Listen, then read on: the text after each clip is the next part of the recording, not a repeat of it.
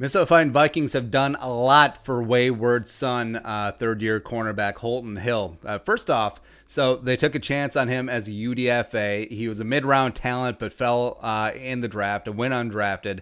And they gave him a $75,000 bonus, which for UDFA, pretty damn sizable. Remember, he had been kicked off of Texas, which is hard to do for too many violations, and then defensive back coach, as well as Texas cornerback legend Jerry Gray, vouched for him, brought him on board, and looked after him. Then he played pretty decent as a rookie sparingly in 2018. In fact, it was the highest graded Vikings cornerback that year, which is just depressing. Anyway, then last offseason, he gets popped for weed as well as PEDs. So 4 + 4 = 8-game suspension for Holton Hill. By the way, if this is how he plays off the sauce, I think we need to get him back on it, right? Go full Balco on this thing, because it's not like Barry Bonds stopped, right? But also, the whole, if you want to go down the rabbit hole, so not saying it was him, but on the Rock Thomas weed bust police report, there was a gentleman with the same birth date as Holton Hill and also the same initials as Holton Hill. So I don't know if Henry Hankerson is up to some hanky-panky and is born on the same day as Holton Hill. So it certainly could be it. But I'm not saying, I'm just saying.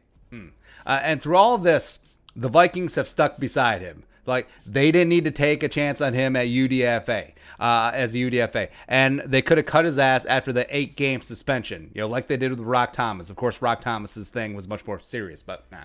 And also, they didn't need to hand him the starting job this season. With Xavier gone, Trey Waynes gone, Mac Alexander gone, you have a bunch of rookie cornerbacks coming in. Like, they didn't need to hand Holton Hill that job along with third-year pro Mike Hughes. Right, so they didn't need to do that. And he's repaid said loyalty with the 2 absolute worst games I've seen a quarterback play in NFL history. And it's a little bit of hyperbole, but also it's not really hyperbole, right? And also, we've gone through the laundry list of things. We've seen some really bad Vikings cornerback play. We're talking about Waswa Serwanga. We're talking about Eric Wright. We're talking about Robert Tate. We're talking about bad Xavier Rhodes. We're talking about Chris Cook. We're talking about Benny Sapp, right? Woo! Great. Good times. So last week, Holton Hill allowed 7 catches for 87 yards and a touchdown on 11 targets, and also a quarterback rating of 118.4 when thrown at. His PFF grade was 29. He was dead last in the NFL among qualifying cornerbacks. In fact, even taking off the qualifier, like cornerbacks who played 1 or 2 snaps, like they did better than Holton Hill. And also, that grade includes a 4th and goal pass breakup on Davante Adams. So Davante Adams completely had his way. He was mainly on Holton Hill all day long, right? So that includes the 4th and goal high leverage spot pass breakup. So great.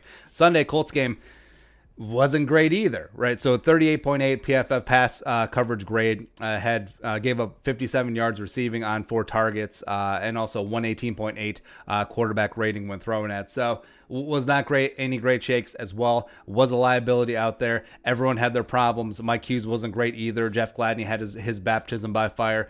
Cameron Tiny Dantzler had his week 1. So it was a mess. It really was a mess.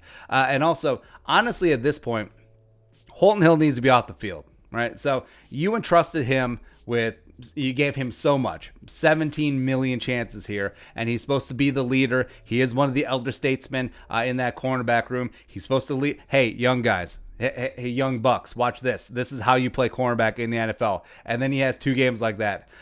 It's one thing to get destroyed by Davante Adams, who's not as good as Adam Thielen, but it's another thing like week 2, getting destroyed by Mo Alley Cox. Mo Alley Cox almost had more receiving yards than the Vikings had passing yards all day long. How embarrassing is that? You have the Colts backup tight end just completely ream your precious defense a new one, but I digress there. And Holton Hill, he just looks lost and listless. And frankly, if the Vikings cut him, I would not be upset.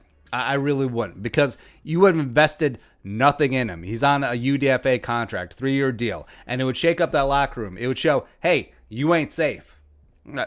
If a starter can get his ass cut, you can be cut too, so you better step up. And if that's what it takes to motivate some highly paid prima donna athletes, sure, go ahead. And also, fun fact, I don't think he would be claimed off of waivers because of the tape that he's put out the first 2 weeks.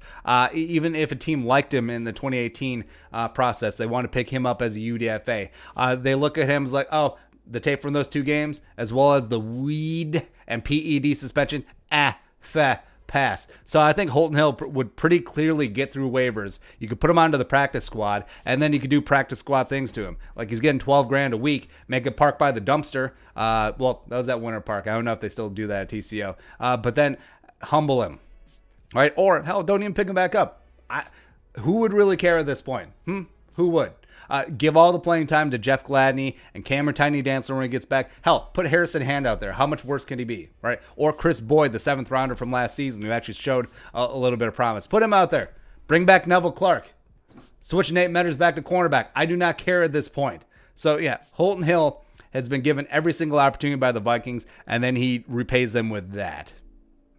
So, either way, if they don't cut him, fine. If they cut him, fine. But if he sticks around, he's got to step up his game because ain't no help coming through that cornerback room, right? Ain't no help coming through that door, right? They ain't signing Logan Ryan because he already signed. He already gone. Trayne Johnson is on somebody's practice squad. It ain't happening, right? So 24, better step it up. Otherwise, he'll be gone too.